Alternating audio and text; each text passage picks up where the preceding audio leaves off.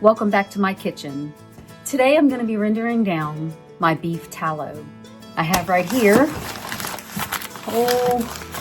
one bag is about 5 pounds and I've got 2. So we have about 10 pounds of beef suet and we're going to render it down into usable tallow. I am going to use my giant roasting pan for this since I'm doing a full 10 pounds.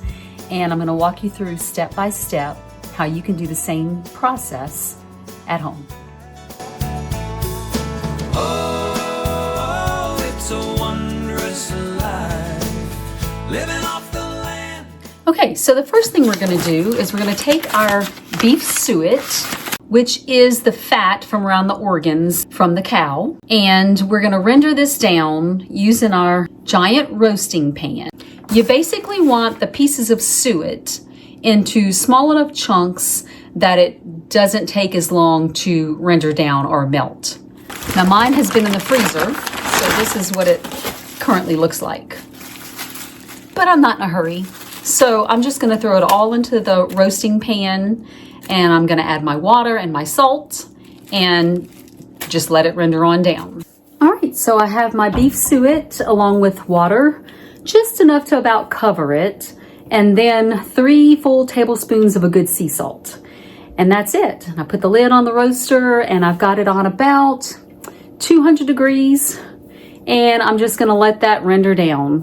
It's gonna take several hours to render down fully and then I'll show you the next process after that. I like to render my tallow a minimum of 3 to 4 times, and depending on if there's still a strong beefy odor in the tallow, I could even go upwards of 5 or 6 times.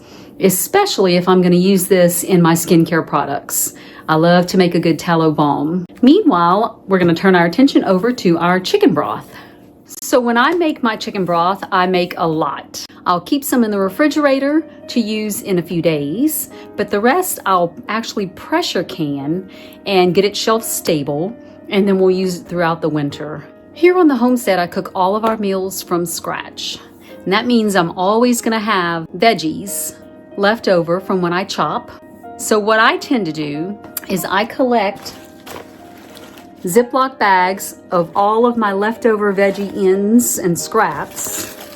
You can see here's some onion skins. Let's see, here's the butt end of a carrot, the top of an onion. And when I get 2 full gallon-sized Ziploc bags in my freezer, then I know it's time to make broth. Sometimes I'll just make a vegetable broth. Sometimes I'll make a chicken broth. Sometimes I'll make a beef broth. It just depends.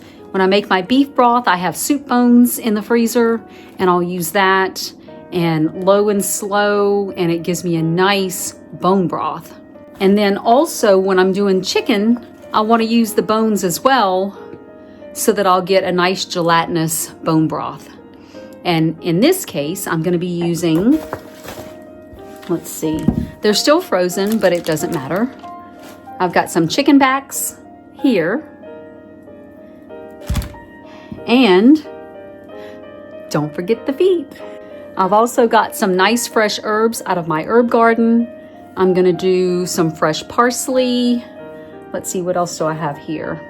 I've got rosemary and oregano. And I have a little bit of basil. We had a little cold snap come through, and so my basil is pretty much played out, but I was able to pull off a few leaves that were still good. So we're going to use that and some sage. And then along with some sea salt, maybe a little bit of pepper. All of that will go into my big gumbo pot and lots of water. And then I'm going to cook it down low and slow for probably the next 24 hours.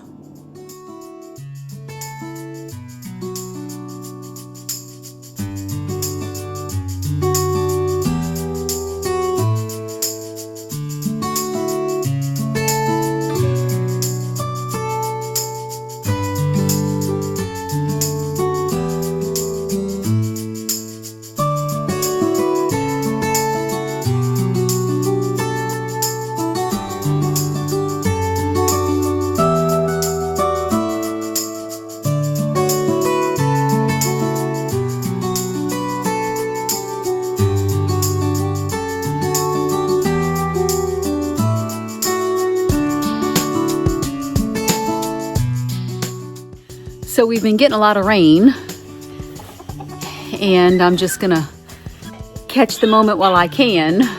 The rain has stopped for a little bit, and I need to get some chores done out in the barn.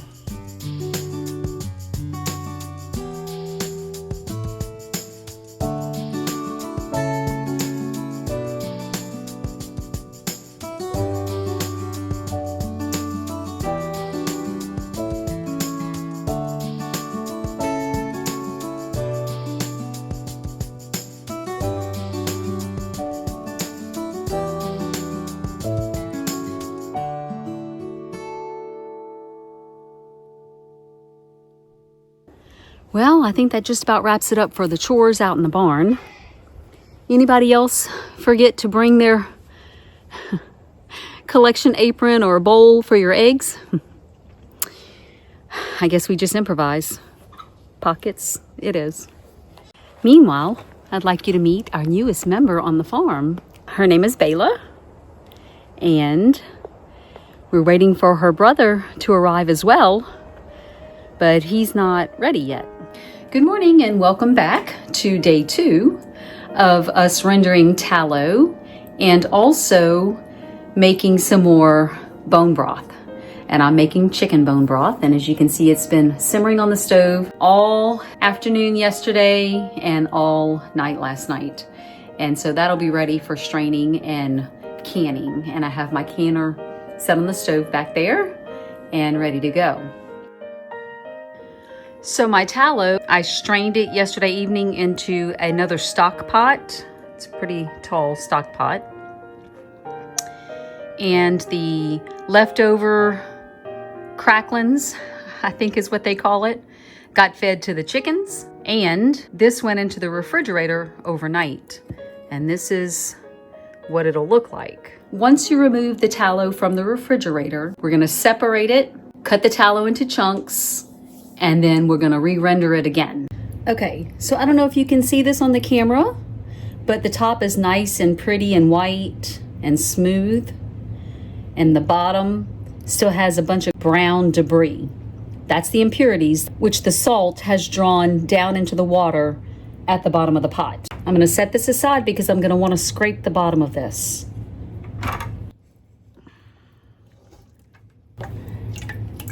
And here's the rest.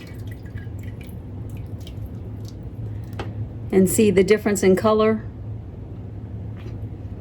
Okay, so I'm gonna go ahead and scrape the bottom of this. Remove as much of that as I can because it'll be less work on the next rendering cycle. Okay, I've got all of my tallow chunks back into the roaster. I'm gonna go ahead and set it at around 300. I'm gonna, again, pour in some water. Not quite as much this time. And I'm gonna add another 3 tablespoons of salt, a good sea salt. Okay, and that's it. It's gonna render down again. It'll take a couple of hours for all of the tallow to melt. And then I will, again, pour it into my stock pot or a bowl at this point and put it back in the refrigerator for a few hours. The tallow will solidify. The water will be at the bottom with all of the impurities down there with it. And then at that point, if you were just gonna use the tallow for cooking purposes, I would say 2 renderings is probably plenty, especially in this case, because as you saw, there wasn't much left on the tallow itself. But we'll see after this second rendering. If you're gonna use it for skincare products, then I would recommend doing it at least another 2 times based on the odor of the tallow. And you'll know right away. You just put some between your fingers and smell. And if it still smells beefy, then you might wanna keep rendering. So now we're switching gears and going back to our bone broth. I'm ready to strain out the broth, and I've got it set up right here. I have a stock pot, and I have this strainer here, which is perfectly fine for me. You can use a fine mesh strainer if you don't want tiny particles in your bone broth. I personally don't mind all the little bits and pieces of the vegetable matter because it adds to the broth flavor in whatever dish you are preparing. Then I have my jars all ready to go here for the canning process.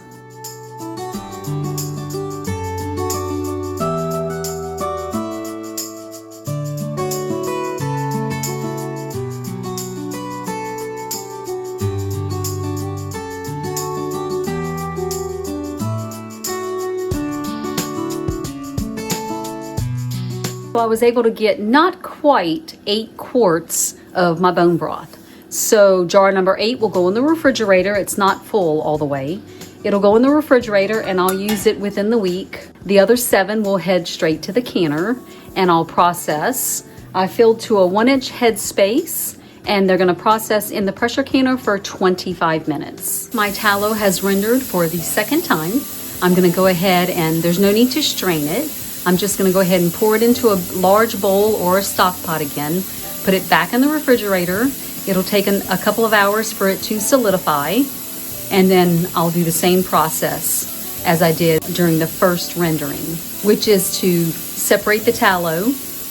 If there's any impurities still on the bottom of the disc of tallow, I will scrape that off, and then I'm gonna render it again at least once or twice more, since I will be using it in my skincare products. So the pressure canner is finished and I have all of my broth. I'm gonna go ahead and set on the counter undisturbed for the next 24 hours and hopefully they've all sealed. So normally when I'm doing my tallow, it only takes me a couple of days, but I had to push it into a 3rd day because my husband and I had to travel out of state to our nephew's wedding. Congratulations, Quentin and Katie. And so I'm just now finishing up my final rendering. I'm going to share that with you now. Well, I have just finished my 4th rendering of my tallow. And as you can see, it's pretty white on both sides. I shouldn't have to scrape off anything. So at this point, and the smell is not bad either. Hardly noticeable at all. So at this point, I'm going to say I have finished my rendering. I'm gonna cut it into chunks, melt it down one last time, and then when it's all melted, I'll pour it into my mason jars, and then it's ready to store. And that, my friends, is how you render tallow. And I'm gonna go ahead and share with you my favorite recipe for a tallow balm. It only has a couple of ingredients and it's very, very good for your skin. I use it on my face and on my hands, my elbows, pretty much anywhere. It's wonderful to moisturize the skin. So I'm gonna share that recipe with you now. Okay, so first I'm gonna create my own version of a double boiler. I've got a bigger stainless steel pot that I'm gonna place on the burner with a couple of inches of water. And then I'm gonna start adding my ingredients to the bowl for my tallow balm. So I'm going to add about a cup of my rendered tallow.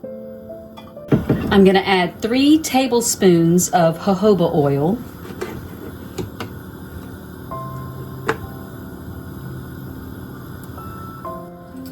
And I'm also gonna add about a tablespoon of shea butter. I'm gonna let that all melt down together.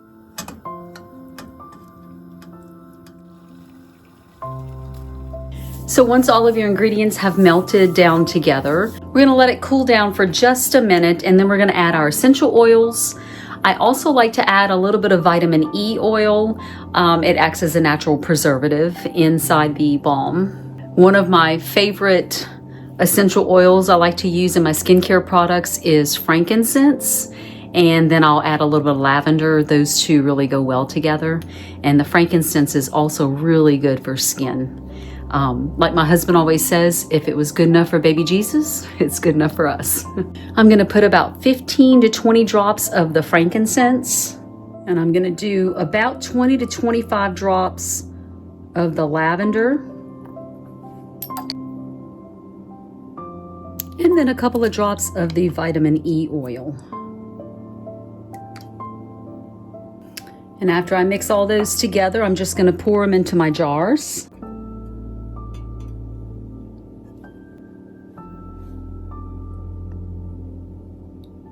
I'm gonna let these cool down without the lids.